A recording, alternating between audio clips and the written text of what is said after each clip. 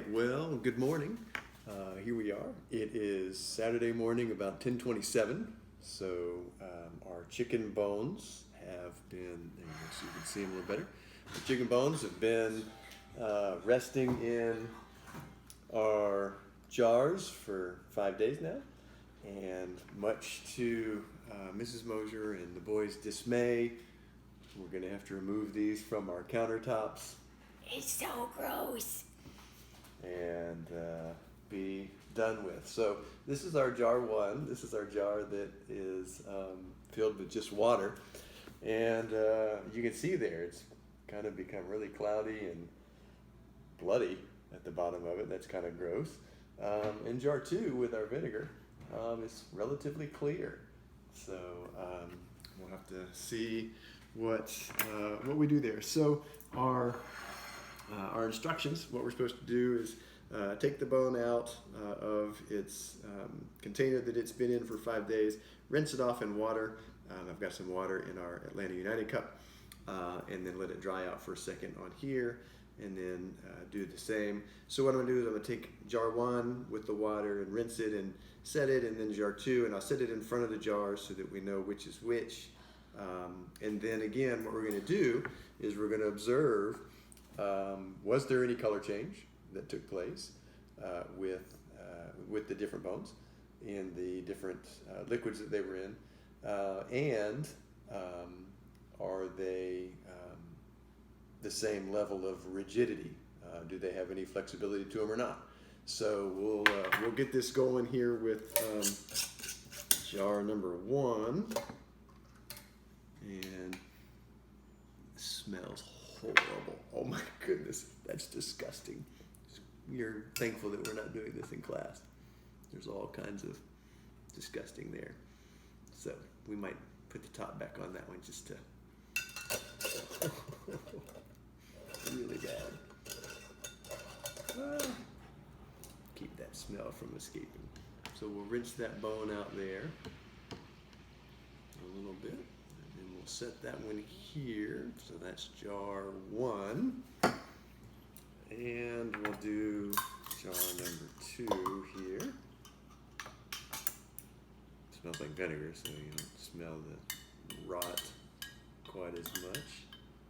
So here's our second bone, and we'll let that sit there for a second and rinse off. So good.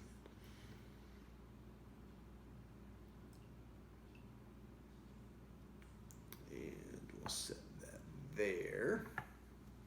This is still leaking smell. So there we have it.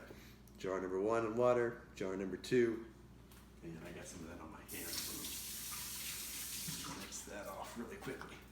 So what we're doing, the goal here is to observe any color change, and then if there was any change in the amount of flexibility with the bones.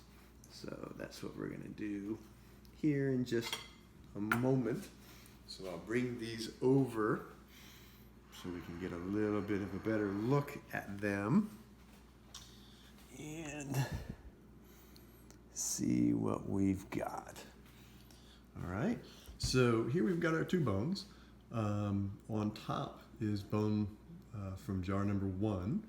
This is our jar of water, and you can sort of observe that and see what kind of coloring is still on that bone compared to what it was in the last video.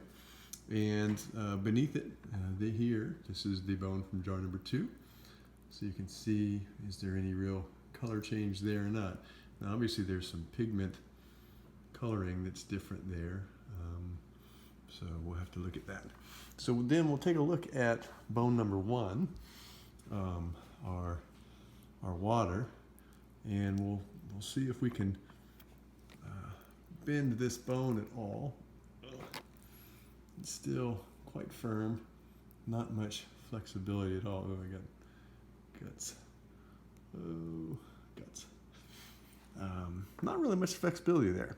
So that makes it a little bit interesting. But here's our bone that was in the vinegar. I don't know how well you can see some of the details on that bone, but it started to sort of separate a little bit, some of the membrane there. But we wanted to see, look at the flexibility, especially on that end.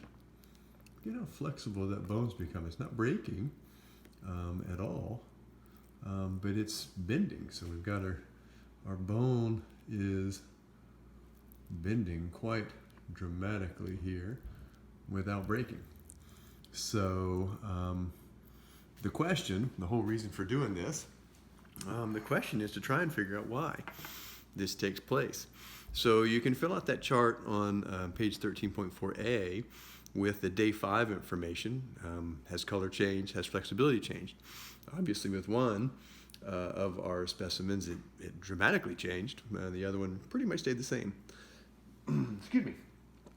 And then as you look on page 13.4b, and as you look at that other attachment that I sent, that BLM 13.4a, the bone information, that's going to give you some of the details that will help you answer the rest of these questions on 13.4b in your workbook. As we're looking at this, what the point of this is trying to figure out what caused the difference in the structure and strength of these two bones, and what was happening in the midst of this bone that caused it to become more flexible. So that's really what we want to look at. I've got to wash my hands off this. This smells really badly. I've got people leaving the house now because it stinks so badly here. So that's the goal, is to look through that document, just kind of think through what happened with this bone. Why did it end up being so much more flexible? So hope you can get that finished up, and that you enjoyed our virtual experiment. Again, I think we're probably glad we didn't do this in class. But thanks so much for tuning in, and have a great weekend.